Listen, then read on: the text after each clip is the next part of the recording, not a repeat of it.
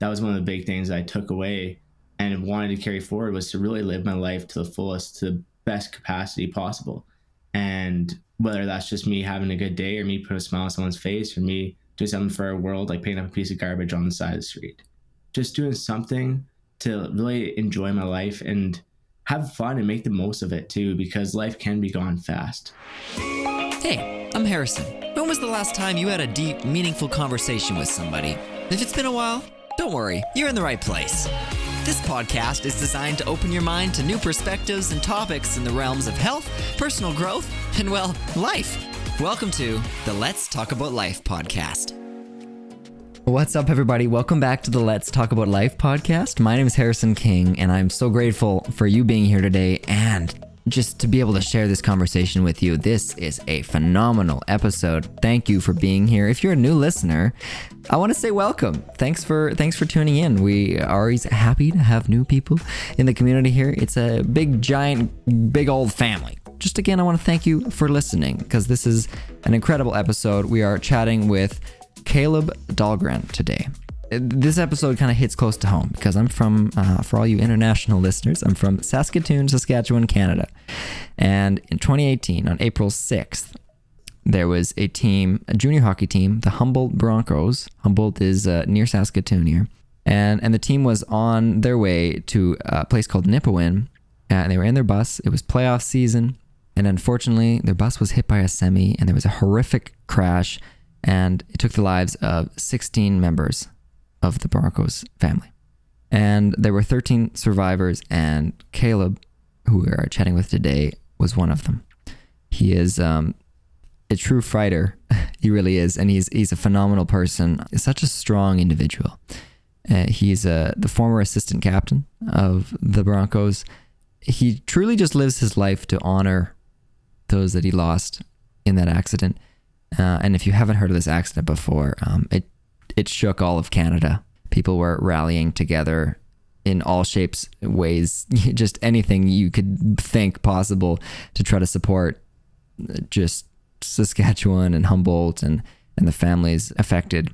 It was a tough time for all of Canada, of course, the people involved as well, and really brought us all together. It's a tough thing to share and talk about, and Kaleb has done a lot of it. So if you want to, hear him talking about the crash specifically or more information on it, you can find that online. But we're going to try to talk a little bit about other things, because you don't want to be just defined by the one experience in your life, anybody. And he's done a lot of great things since then. We are now 3 years after the crash, and he just released a book. It's called Crossroads. Here, I've got it. And it's my story of tragedy and resilience as a Humboldt Bronco. And it is phenomenal.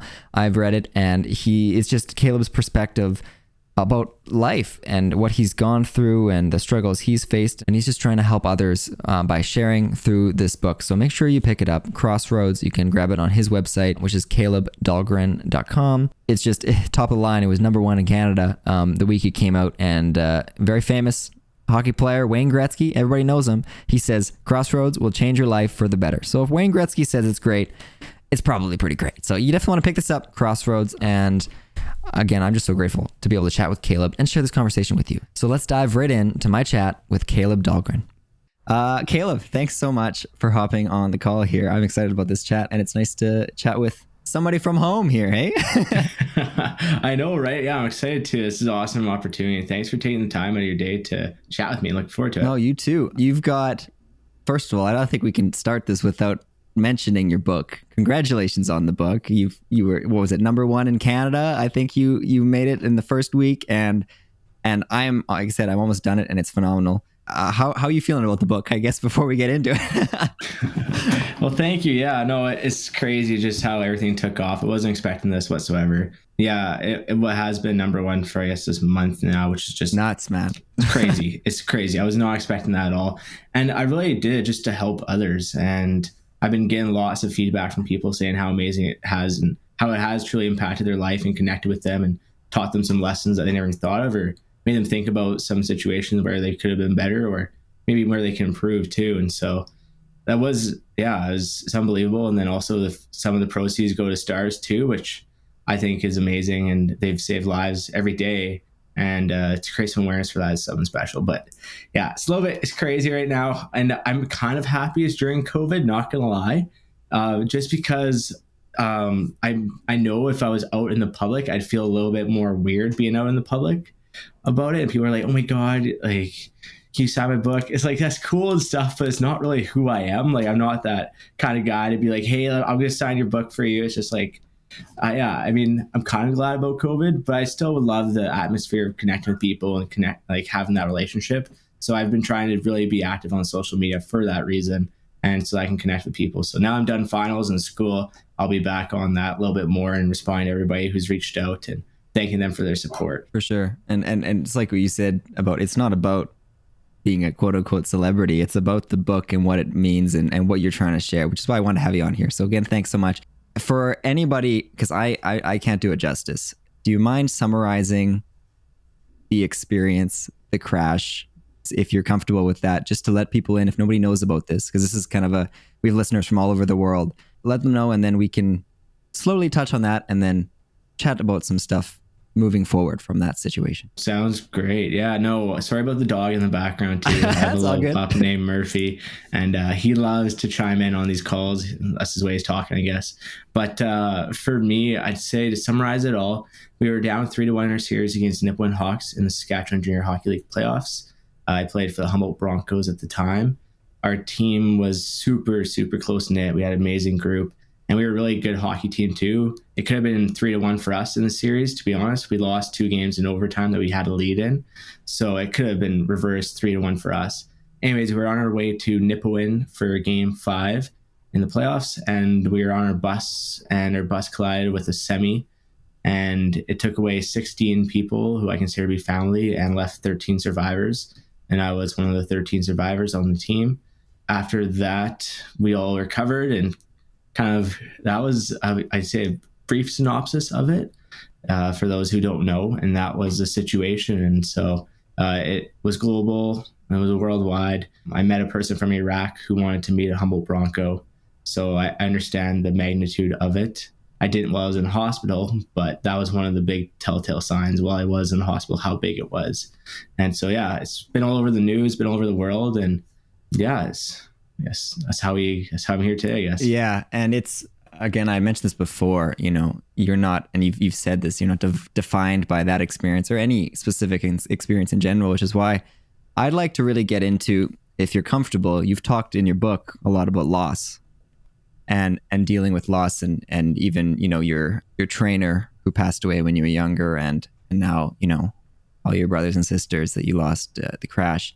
As someone who's gone through that, obviously nobody's ever an expert on that kind of thing, but as somebody that's gone through it and unfortunately had to deal with it, what would you share? What is the message and your experience of trying to not just deal with it and move forward, but on a daily basis, right? Continue to live with that. How do you get through that? Yeah, I really think there's quite a few things that I've had in my life that have challenged me mentally already from a young age onwards. So I feel like I've built up some of that resilience from a young age. But one of the things I really took away from Chad was just, and even my teammate who I lost that same year too, was just how fast life can go and be gone. And for me, that was one of the big things I took away and wanted to carry forward, was to really live my life to the fullest, to the best capacity possible. And whether that's just me having a good day or me putting a smile on someone's face or me doing something for our world, like picking up a piece of garbage on the side of the street, just doing something to really enjoy my life and have fun and make the most of it too, because life can be gone fast. And so then kind of leading up to my dad almost passing away too, that was another kind of reminder just how quick that life can go. And the seconds on earth aren't guaranteed. So I think moving after the crash, I had the ability to really take that perspective in and just be grateful to still be here, to have the opportunity to still live my life to the fullest. And now for even more of a reason for the 16 that aren't here too. But then there's also that aspect of gratitude too, where I was grateful to even know those people. And there's 8 billion people in our world. And the fact that I knew those 16 and had a relationship with them is something special in itself. And so to take away a special moment, and that's kind of why in chapter 16, I want to say how I want to take away something from them. And it's because I think that we take away something from everybody we come in contact with. And for me, those people were family in my eyes, and I want to definitely take something away from them. I think that was part of another piece that helped me was the gratitude aspect. Then lastly, just focus on the things I can control and can't control. I couldn't control a bus. I couldn't control who survived, who didn't. Can't control a semi driver. I couldn't control a semi. I couldn't control lots of stuff, honestly, my injuries, where I was sitting, anything, the aftermath.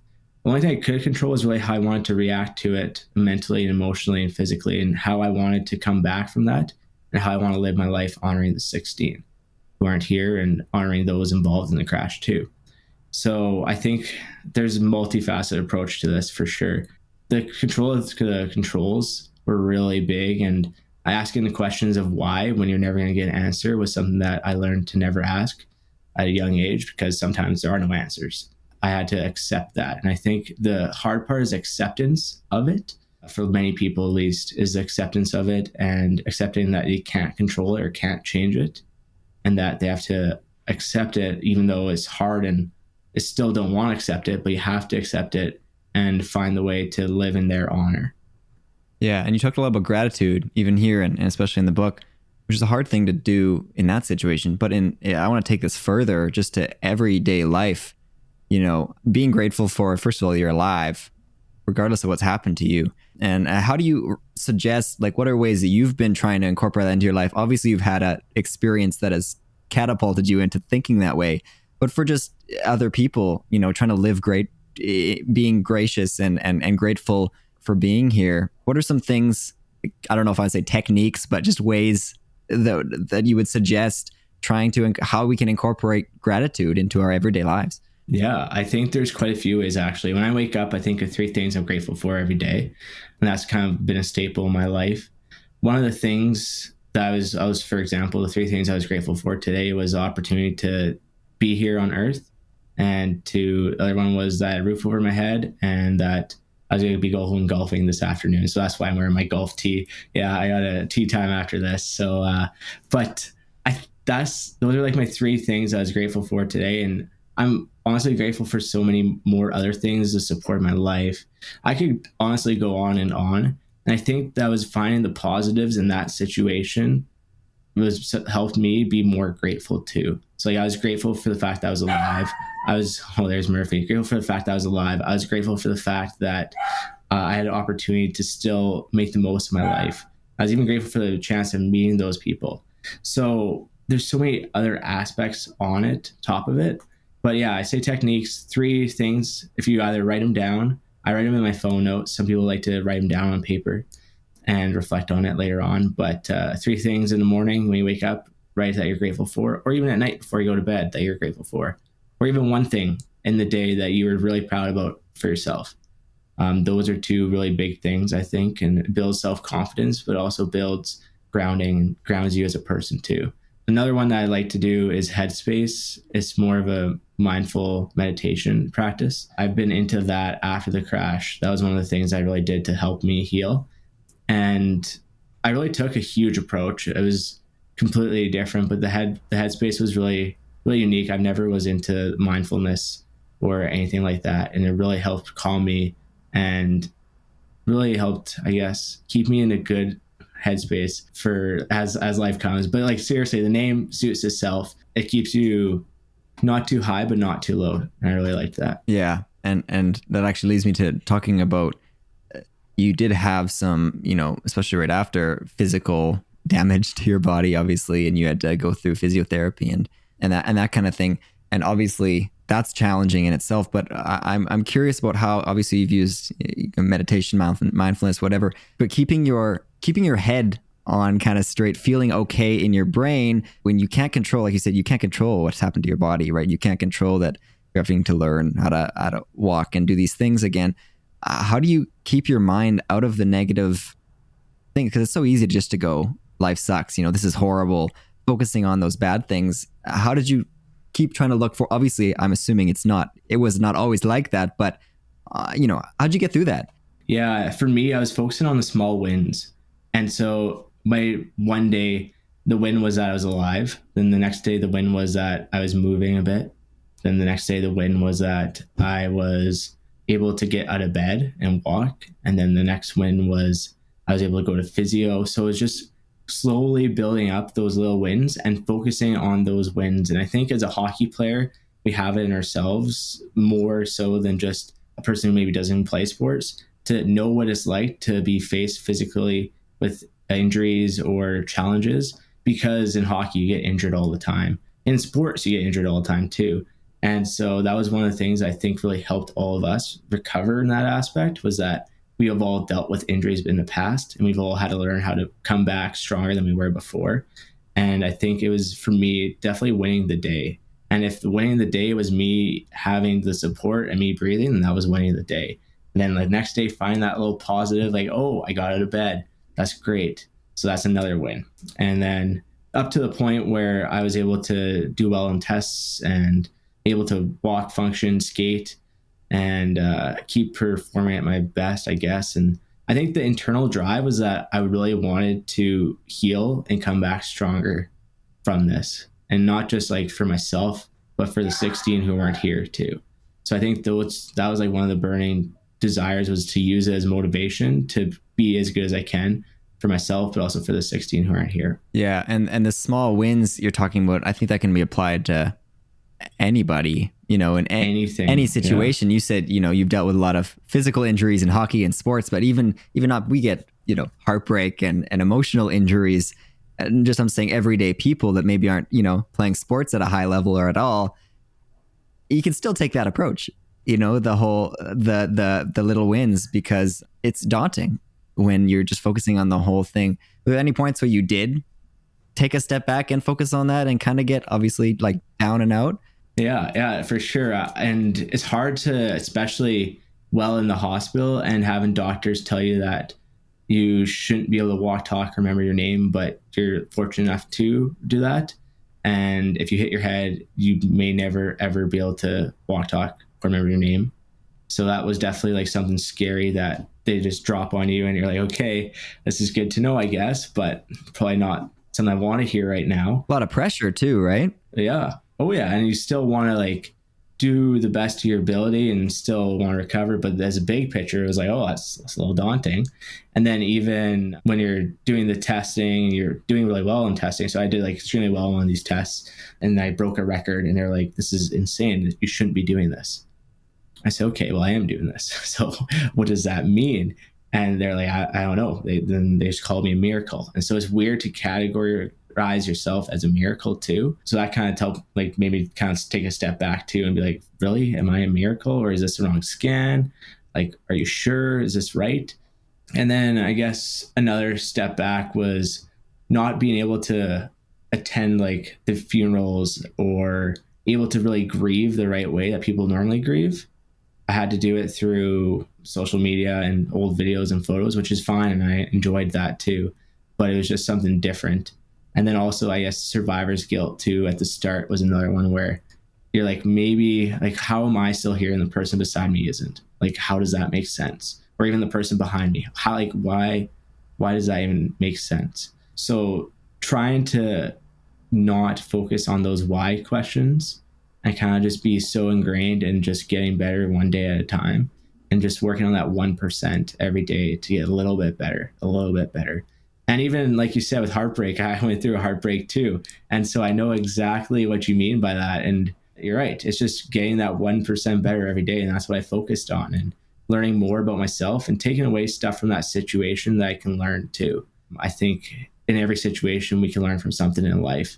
And that was some good stuff that I was able to take away, was just learning about myself more and learning about what I want in a person and partner for the rest of my life. Yeah. Looking at every opportunity. I've talked about this many times on here, that looking at any opportunity as a learning opportunity, which makes it less scary to do something new because you know you're going to learn something from it, right?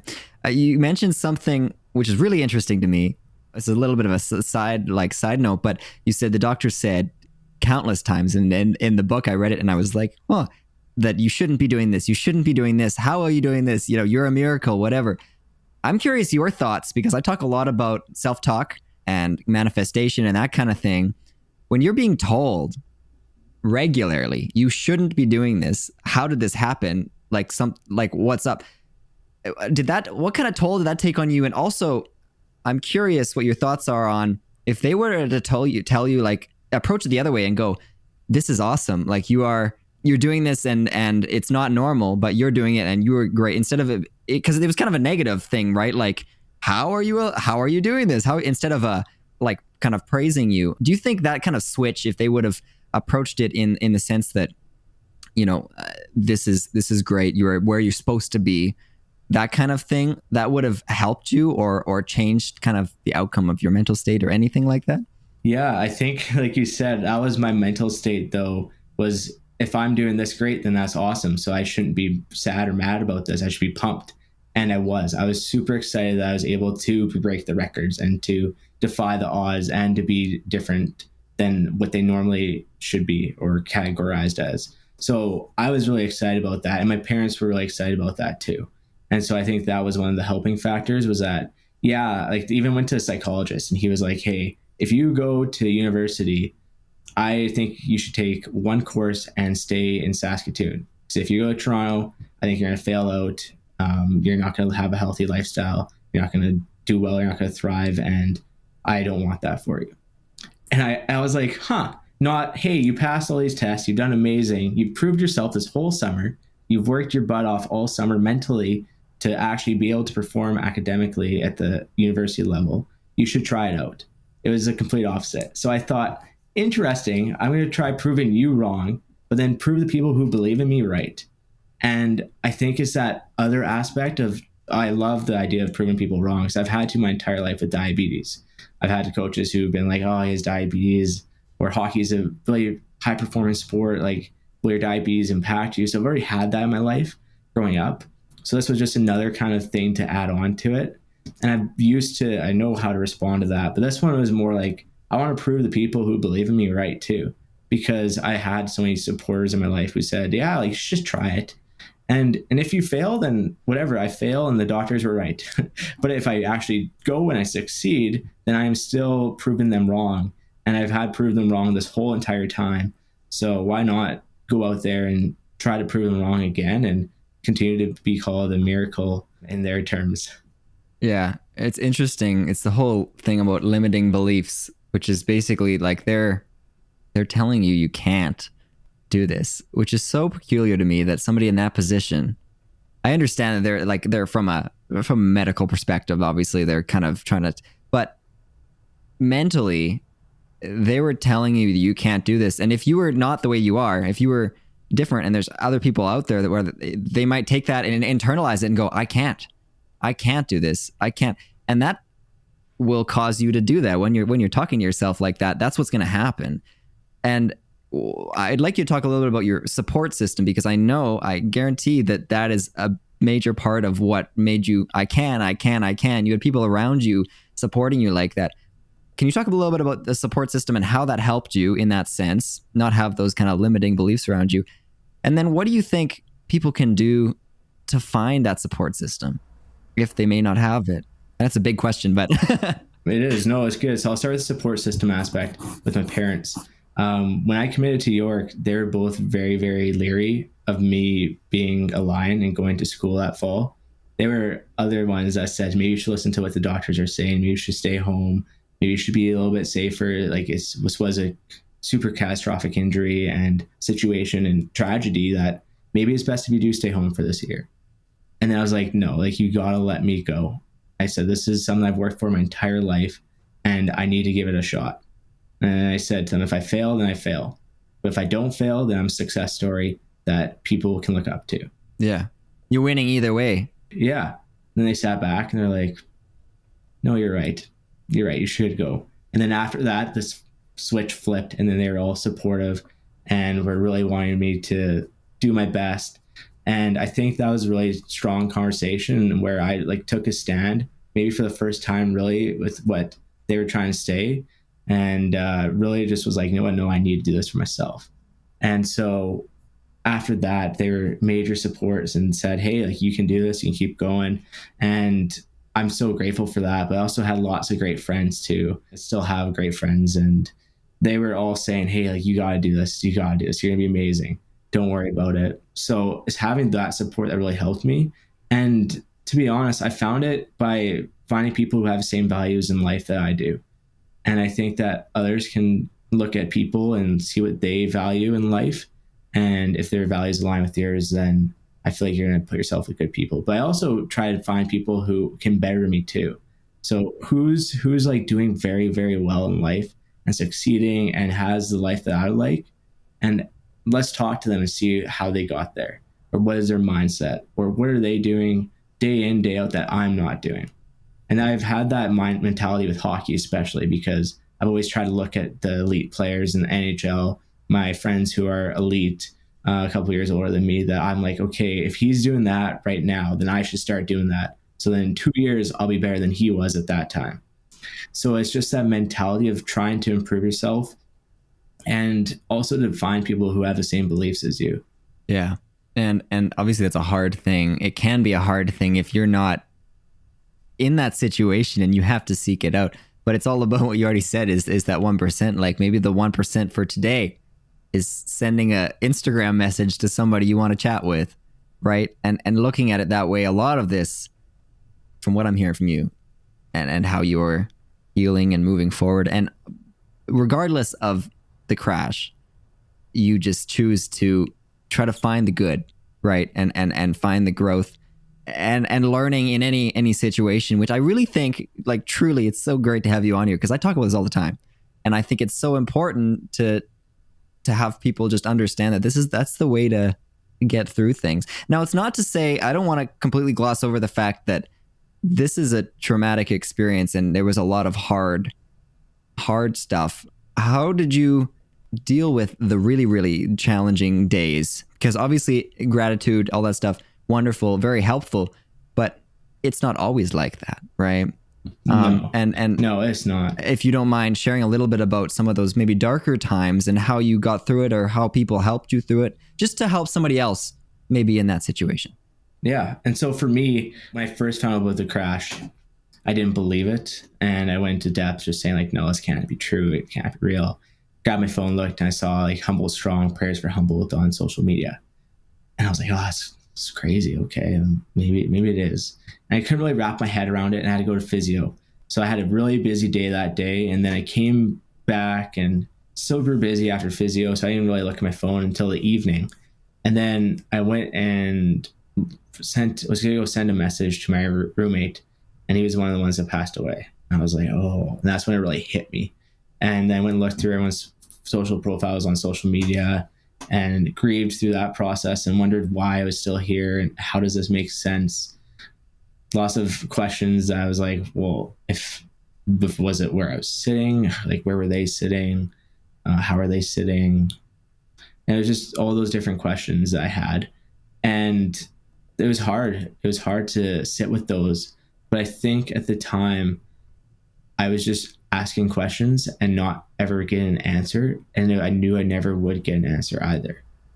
And so if I kept on asking those questions, then I would never truly heal from it or truly move forward from it. And the hard part about life is there are stuff that can never be answered. Maybe people have their beliefs otherwise, but I truly think there's stuff that can't be answered in this world. And even, like, let's go with the universe. There's stuff out there that we still have no idea whatsoever, and it just can't be answered until we find or develop or keep growing and learning and all that. So the mindset that I have is, if there will never be answers, I got to keep growing and keep learning and to be the best version of myself. So during those hard times, it was difficult, but I was able to talk to my girlfriend at the time, talk to my friends, but I really didn't open up too much. It was more just like asking them questions and trying to find out everything I could about the crash, and even talk to my parents too. And at the end of it, so once I got out of the hospital, for me, my healing process was giving back and helping others. So when I went, I know people say you have to have your cup full and all of that. And maybe I did, maybe I didn't. But when I was in the hospital, the one thing I wanted to do was go back to Humboldt, because the community was so tightly knit and it was my home for the year. And I really wanted to help them heal. And so when I went back, that was super, super cathartic in my healing process, to go back and put a smile on someone's face who has been crying all since the whole month. and just to put a smile on their face or just cheer them up just a little bit. And so that was my healing journey, was to continue putting a smile on people's faces. I found that to be the best thing for me. So I had lots of diabetes at that time. I go to schools and talk to the diabetes and for their class. And then I also went to Humboldt. I had events with Juvenile Diabetes Research Foundation. It was just putting a smile on people's faces that really helped me. But then another part about it was that I gave back too. Giving back in a sense where I gave back to people who really supported me and thanked them and wanted to say thank you for your support. And then they'd even support me more, being like, hey, like, what can we do to help? So it was like that give and take. And then lastly, I was really vulnerable and open. So I did talk to people once I got home just about the whole situation, where my mind was at, what I thought about it. I wrote in my notes in my phone too. I found that very cathartic to just get onto something. And they ended up in the book, but I didn't think I'd ever share them, but they were in my phone and I put them in the book. And it was just my perspective on life and where I thought the things that I could improve on, and just how I want to move forward from this situation. And then lastly, I got lots of sleep, and I was really healthy too with myself. And I think that lots of people get into a negative path, but I've never been a big alcohol drinker. And so I was sworn off alcohol by the doctors. They said, don't ever drink alcohol with your brain injury. It's terrible for it, especially right now. So maybe later on after it's more healed, but right now it's terrible. So I had to have a strict regimen of at least 10 hours of sleep. I had to have a nap in the afternoon. I had to drink lots of water and get lots of greens in me. Going outside was therapy too for me, and finding a spot to just sit with my thoughts that was safe. And that was a safe space, was outside by a Broadway bridge actually, and for all the Saskatoon people. But there was a lot of different approaches, but I think talking to people and being vulnerable and open about it was really, really critical for my healing journey, and something that everyone can use and apply in their life too. Because it is hard to open up. And writing this book too, like I couldn't imagine saying that 5 years ago I'd write a book and it'd be about my feelings and my thoughts, my perspectives on life. Like I would never, ever think of that. But it is, and it's here, and it's because I found the strength in being vulnerable. And I think that people need to really dig deep and find that strength too. And it is super powerful when you do end up opening yourself, and the other person on the other end is receiving of it and wants to help you and wants to be there for you. So seek out a counselor or a supportive person or someone in your life and who you trust and who you built a great relationship with. So I think those were some of the pillars that helped me in those tough situations. Yeah, 100%. And obviously it's hard to start to open up to people, but when you know, it's coming from someone who's definitely been through it, and it is really the answer, right? And doing a lot of those things. Now the hard part, I'm assuming, so this is a little bit of an assumption based on you and what I've read about you, but do you find it challenging trying to not be defined by this one thing that's happened in your life and letting that take over your personality? Like you said, if you're out in public and people come up and, you know, you're the survivor from the crash, right? You wrote the book, whatever, but you're also just Kaleb, right? Do you find that challenging? And also, I guess, a little bit on how are you trying to not be just defined by that? Yeah. So I think for me, that was definitely one of the things that I've had to learn to accept after the crash. I knew once it was that big, and after I was in the public, I went out to the mall one day, and it was my first time ever going out in the public. And I couldn't even go into the mall. I had people just stopping me and wanting to talk, stopping me and wanting to talk. And I was like, oh my goodness. And there was a lineup of about 11 people. I was like, holy lick, is this my new normal? Yeah. Right. Like, is this what it's going to be like forever? And then I ended up having to take on this media role that I really didn't want to take on, but was kind of told that I should take it on. So I ended up doing it to step up and be a leader that I was that year. And then that was when it really took off. And even on social media right after the crash, there's tons and tons of people messaging me, following me, and all of that. So I knew it was pretty big. But like you said, I don't want it to define me, and I've accepted it. And I know that if I can, the way I look at it is if I can help others put a smile on their face by them meeting me or giving a hug or shaking my hand or getting a picture with me, then why wouldn't I? like, why wouldn't I use this as something positive to impact someone else's life positively compared to dwelling on it or trying to push it away? Why wouldn't I just try spinning it to something positive? So then that was kind of when it kicked in for me about the book. I didn't really ever want to write a book, but one of the views I have on it is I'm trying to create something positive out of the situation. And I think there is some strength for sure in that, and trying to spin stuff to be positive. And stuff that I'm doing, like you said, I don't want this to define me. And part of it, I think, is the fact that I've been a student athlete at York University, still on the men's hockey team. I'm also able to give back through speeches, but also share my perspective more in those speeches. I'm really involved in the type 1 diabetic community. I have my own mentorship program and still a national ambassador at JDRF. I'm also going hopefully to chiropractic school this fall, so I won't be having the hockey player tag to me anymore. And then I think now that I've had this book out, I can set down my Bronco side a bit more, because it's all said in the book. And I don't need to say it in interviews at anniversaries what I think of the 16, because it's in the book. Yeah, it's there. It's there. So I think now I feel like I've done everything I can to honor the 16 in the public view, but internally and in behind the scenes, I still will do stuff every year to honor them. I'll still post every year to honor them and everyone involved. But it's more like I don't need to be so public about it, because I'm done with kind of doing that and representing it. And I don't want people to feel sorry for me either, because that's the furthest thing from me. I want people just to treat me like a normal human being too.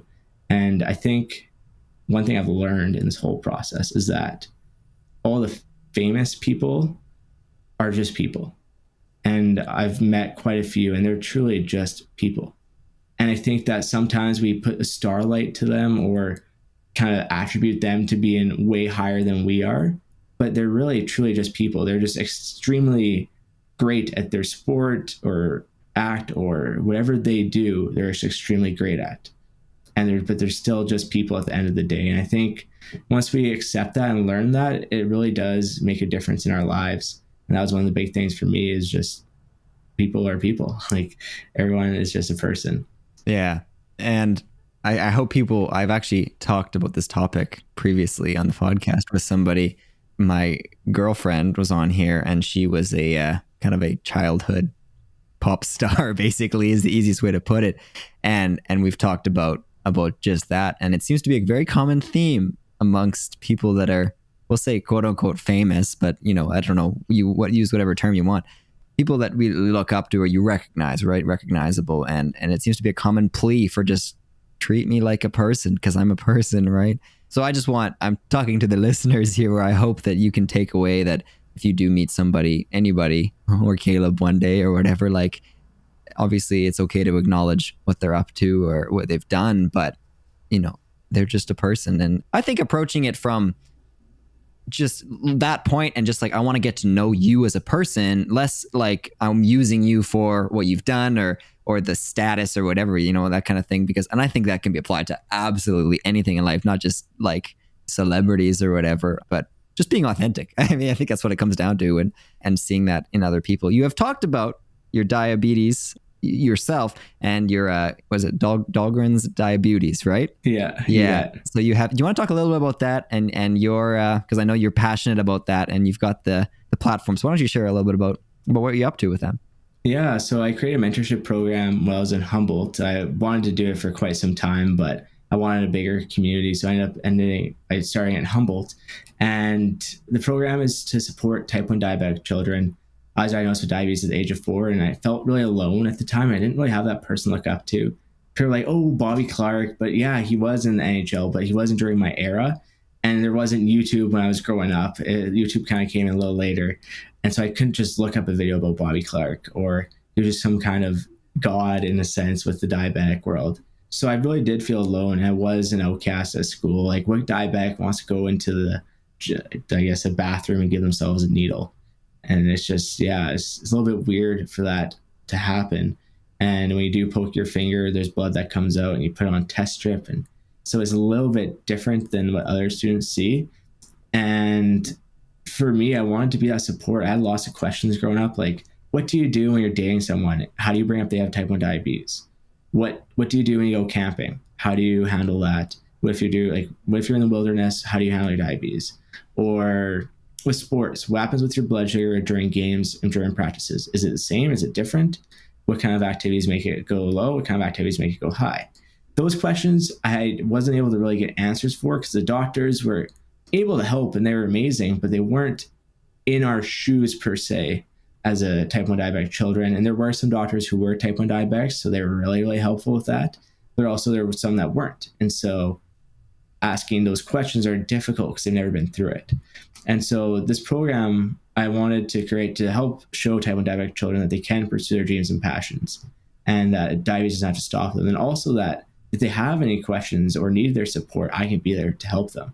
And so it's been an amazing program. What would happen in Humboldt was they get a pregame meal at Johnny's Bistro with their family. They'd come to the game, wear a diabetes jersey, participate in a ceremonial face-off with me and the captain on another team.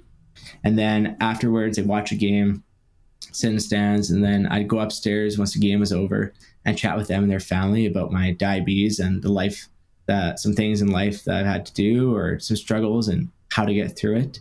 And I'd induct them into our diabetes group chat on Facebook. And then at the very end, I'd go and meet them at either school or at their hockey team or sports team. And that would, I guess, share a story or a speech for them just to shine light and awareness on diabetes, so that they felt beautiful for it and not like they were an outcast. And even with them doing a ceremonial face-off, the whole fans would rally and clear and chat, like I guess clap and all that for them. And that made them feel so beautiful and made them smile. And that was one of the big things, was I wanted them to feel celebrated and not like a disadvantaged because of their diabetes. And that was really great. And I think it applies to many other illnesses and diseases that are seen and aren't seen as well, and that they need to be celebrated. Everyone is beautiful, regardless of shape, race, color, anything. Yeah, everybody's beautiful. Yeah. Do you have any specifics? Obviously, there's a lot to talk about for anybody listening that may be diabetic. Any kind of, I don't know, suggestions, like encouragement, just because you've been through it and you're talking about it regularly. Anything you want to share with people? Yeah, they're not alone for sure. And I know I felt that at the start, and that you aren't alone. And there are tons of diabetic communities now. There's a lot more awareness than there was when I was a child too, which I think is really special. And you're not, like, if people say you can't pursue this, you can't do that, you can pursue your dreams and passions. And I know that we get told that sometimes as a diabetic, especially, that you can't do this, you can't do that. You can. You just have to make sure you manage your diabetes and not let it manage you. And I think that's the golden rule, is to make sure it doesn't take control of your life and that you control it. Yeah, it seems to be a recurring theme here with the can versus the can't. And I really, really do think that can be applied to anything. Obviously, we're talking about diabetes here. We were talking about, kind of grieving, moving past trauma and things like that. But in any aspect of life, anything you would say to somebody who maybe is really stuck in the can't, and it's easy to get there. I'm sure you've been there. I've been there, where it's like, I can't do this. I can't do this. You kind of get in that negative self-doubt kind of framework. How have you, I guess, in the past, or what would you recommend, like, to try to get out of that and get towards the I can? I think ask yourself, what if you can do it? What if? Yeah. And I think that's what if you can do it? What would happen? And I think that's such a powerful question. Like, what if I could do this? What would be better? And then that, or it switches your mindset to, okay, so then I guess this would happen, this would happen, this could happen. I'd be able to, so say, for example, I'm terrible at statistics. I'm not that bad. But just for example, lots of people will say they suck at statistics. But what if you were good at it? What would happen? Well, I'd do well on tests. I'd enjoy studying. I would probably score well in the course. I'd actually enjoy learning the material. I'd be a good student. So why can't you do that? And then that's where you sit with yourself and you question yourself, like, well, who says I could probably study more, or I could probably do this more. Yeah, try to enjoy the material, right? Or enjoy studying. Yeah. Or even the other part of it too is that life is hard and it's a grind. and to actually enjoy that grind. And that could literally be in school, sports, academics, work, in relationships. There's going to be a grind in every and anything we do, but to actually enjoy it and to make the most of it every day.